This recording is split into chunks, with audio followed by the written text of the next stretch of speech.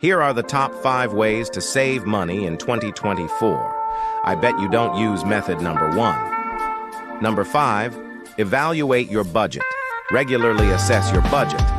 Identify areas where you can cut back and allocate those savings to your financial goals.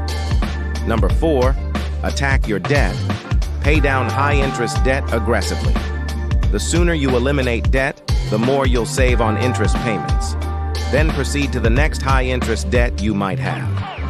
Number 3, automate everything. Set up automatic transfers from your checking account to a savings account or money market account.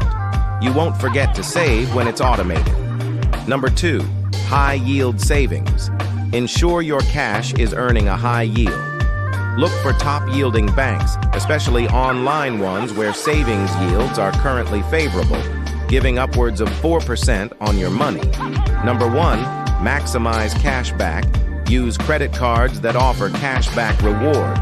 Be responsible with credit, but take advantage of these perks, such as traveling points or actual cash back. Apply these 5 methods and watch your savings grow. Leave a comment on things you do that help you save money. Subscribe for more top 5s.